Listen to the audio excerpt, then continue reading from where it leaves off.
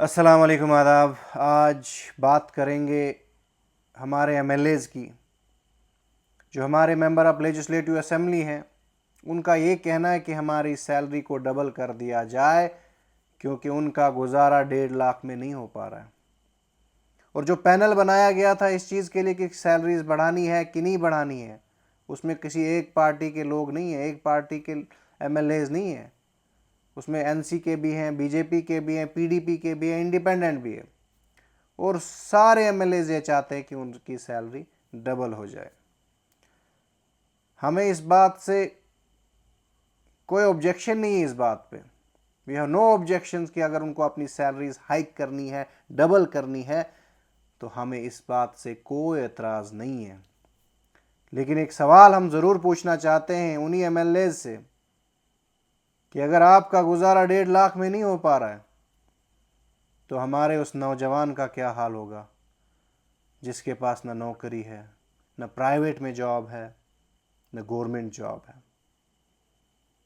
जब इलेक्शंस का टाइम था, मेरे जो दोस्त थे, जो मेरे क्लासमेट्स थे, जो मेरे साथ पढ़ते थे स्कूल में, उसके बाद हायर सेकेंडरी के टाइम, तो मैंने जब उनसे पूछा कि आप लोग किसको वोट दे रहे हो, तो उनमें से 90% ने यही बोला कि हम नेशनल कॉन्फ्रेंस को वोट देंगे।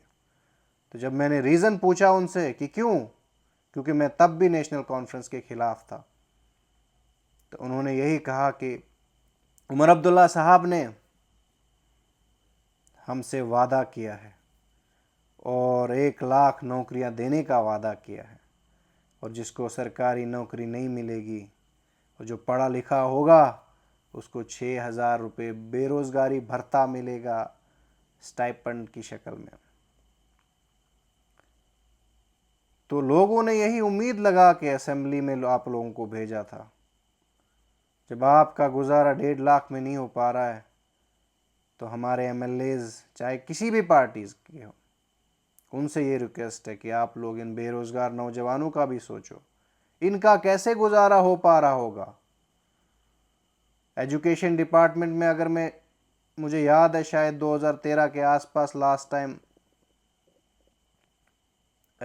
रिक्रूटमेंट का प्रोसेस चला था, जो जॉब की वैकेंसीज थी, तब वहाँ पे 2013 के आसपास जो पोस्ट निकली थी, उसके बाद कोई भी रिक्रूटमेंट नहीं हुई है एजुकेशन डिपार्टमेंट में। 13 साल होने को है।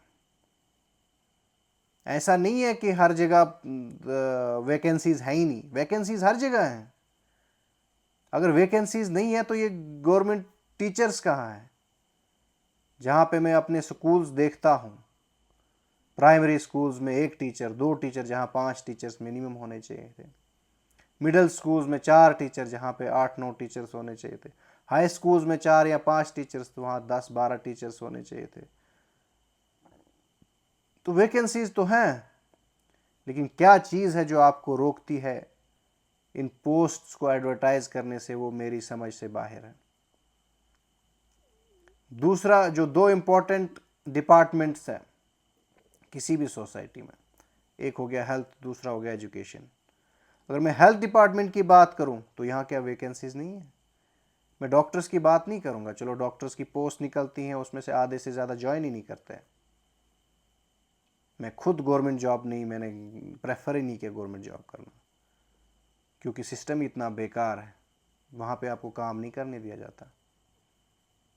तो मैं पैरामेडिकल स्टाफ की बात करूं, अगर आप डिस्ट्रिक्ट हॉस्पिटल्स में देखो, सब डिस्ट्रिक्ट हॉस्पिटल में देखो, पीएचसीज में देखो, सीएचसीज में देखो, क्या पैरामेडिकल स्टाफ की कमी नहीं है? क्या जो पैरामेडिकल स्टाफ है वो आपका पूरा है? क्या वहाँ पे वैकेंसीज नहीं है? इन एमएलएज को उठाना चाहिए था ना क्वेश्चन कि हमारे जो पैरामेडिकल स्टाफ है क्या हर जगह फुल है? क्या यहाँ पे कोई भी पैरामेडिकल की वैकेंसी नहीं है? नर्सिस की, लैब असिस्टेंट की, एक्सरे असिस्टेंट की, टेक्नीशियंस की, ओटी टेक्नीशियंस की, क्या हर जगह पोस्टें फुल है, वैकेंसीज कोई नहीं है? ऐसा कहीं नहीं है। कि मैंने जहाँ तक देखा है सबसे ज़्यादा पैरामेडिकल स्टाफ सिर्फ काम चलाओ तौर पे आपने किसी को एनआरएचएम में लगा के रखा, किसी को फ्री का काम करवा रहे हो। जो परमानेंट पोस्ट हैं बहुत कम है, जो फिल है, वेकेंट सारी हैं। आपने सब, अगर किसी भी हॉस्पिटल का पैरामेडिकल स्टाफ को बैकबोन माना जाता है, क्योंकि नर्सिंग केयर उसने देनी है। डॉक्टर 24 घंटे पेशेंट के पास नहीं रहता है। डॉक्टर सुबह राउंड करेगा, शाम को राउंड करेगा, उसके बाद पेशेंट हवाले होता है पैरामेडिकल के। वो जो डॉक्टर ने ट्रीटमेंट दिया होता है वो ट्रीटमेंट उसको देना है, टाइम पे देना है, उसका बीपी चेक करना, उसके मॉनिटर करने, वाइटल्स मॉनिटर करने, वो किसका काम है? वो पैरामेडिकल स्टाफ का काम है, वो नर्सिस का काम होता है। जब लेकिन इन डिस्ट्रिक्ट हॉस्पिटल्स में, सब डिस्ट्रिक्ट हॉस्पिटल्स में, सीआईसीज में, पीएचसीज में पैरामेडिकल स्टाफ की बहुत ज़्यादा शॉर्टेज है, तो वैकेंसीज बहुत ज़्यादा हैं। लेकिन ऐसा क्या है कि आप लोगों को पोस्ट एडवर्टाइज करने में प्रॉब्लम होती है? बजट नहीं है आपके पास, तो फिर अपनी सैलरीज कैसे बढ़ाते हो आप? अगर आपको ये रोना है कि हमारे पास इतने रिसोर्सेज नहीं है, इतना बजट नहीं है कि हम एक्स्ट्रा पोस्ट निकाल सके, एक्स्ट्रा लोगों को सैलरीज दे सके, तो अपनी सैलरीज डबल करने के लिए आपके पास पैसे कहाँ से आएंगे? अपने लिए गाड़ियां हैं आपको, वो भी फ्री हैं, और भी आपको बड़े इंसेंटिव्स मिलते हैं, आपको पेट्रोल दिया जाता है पर डे के हिसाब से, आपको बाकी चीज़ें हैं, आपको हॉस्टल्स दिए जाते हैं, आपकी सैलरी तो बचत रहती है, आपको खाना पीना सारा कुछ तो कोई गवर्नमेंट प्रोवाइड करती है, इलेक्ट्रिसिटी फ्री है आपको। आपको क्या टेंशन है?